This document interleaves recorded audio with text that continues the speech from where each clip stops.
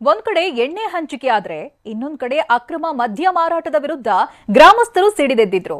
ಬೆಂಗಳೂರಿನ ಬನ್ನೇರುಘಟ್ಟ ಸಮೀಪದ ಸಿಕೆ ಪಾಳ್ಯದಲ್ಲಿ ಅಕ್ರಮ ಮದ್ಯ ಸಾಗಿಸುವಾಗ ರೆಡ್ ಹ್ಯಾಂಡ್ ಆಗಿ ಹಿಡಿದ ಗ್ರಾಮಸ್ಥರು ಸಾಗಾಟ ಮಾಡುತ್ತಿದ್ದವರನ್ನ ಹಿಡಿದಿದ್ರು.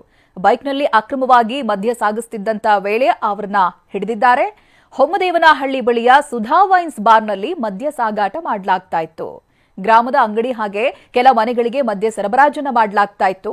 ರೆಡ್ ಹ್ಯಾಂಡ್ ಆಗಿ ಹಿಡಿದ್ರು ಪೊಲೀಸರು, ಅಧಿಕಾರಿಗಳು ಸ್ಥಳಕ್ಕೆ ಬರಲಿಲ್ಲ. ಇದರಿಂದ ಆಕ್ರೋಶಗೊಂಡಂತ ಸ್ಥಳೀಯರು ಮದ್ಯದ ಪ್ಯಾಕೆಟ್ಗಳಿಗೆ ಬೆಂಕಿ ಇಟ್ಟು ಆಕ್ರೋಶವನ್ನ ಹೊರಹಾಕಿದ್ದಾರೆ.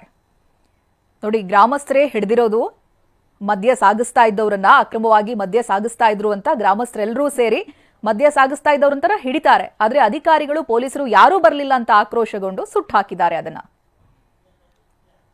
ಸಿಕೆಪಳ್ಳಿ ಗ್ರಾಮದಲ್ಲಿ ಪ್ರತಿಯೊಂದು ಮನೆಯಲ್ಲೂ ಮಾರುವಂಥ ಪರಿಸ್ಥಿತಿ ಬಂದ್ಬಿಟ್ಟಿದೆ. ಇವತ್ತು ಇಲ್ಲಿ ಹೊಮ್ಮದೇವನಹಳ್ಳಿ ಕ್ರಾಸಲ್ಲಿ ಒಂದು ಬಾರ್ ಇದೆ. ದಿನನಿತ್ಯ ತಂದು ಇಲ್ಲಿ ಕೊಡೋದು, ಅವ್ರು ಮಾರಾಟ ಮಾಡೋದು. ತುಂಬ ಚಿಕ್ಕ ಹುಡುಗರೆಲ್ಲ, ಇಲ್ಲಿ ವಿದ್ಯಾವಂತರೆಲ್ಲ ಸಾರಾಯಿ ಕುಡಿಯೋದು, ಒಬ್ರಿಗೂ ಪ್ರಜ್ಞೆ ಇಲ್ಲದೆ ಇರೋಂಥ ಪರಿಸ್ಥಿತಿ ಬಂದು ನಿರ್ಮಾಣ ಆಗಿದೆ.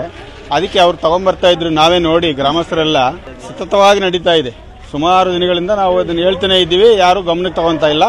ಅಧಿಕಾರಿಗಳು ಕೂಡ ಒಂದ್ಸಲ 2 ಸಲ ಹಿಡ್ಕೊಂಡು ಹೋಗ್ತಾರೆ, ಮತ್ತೆ ಅವ್ರನ್ನ ಬಿಟ್ಟು ಕಳಿಸ್ತಾರೆ. ಅದೇ ಈಗ ಹೇಳಿದ್ರೆ ಕರ್ಕೊಂಡು ಹೋಗ್ತಾರೆ, ಮತ್ತೆ ಅವ್ರ ಮನೇಲೇ ಇರ್ತಾರೆ. ಅವ್ರ ಮೇಲೆ ಕೇಸು ಇನ್ನೊಂದು ಹಾಕಿ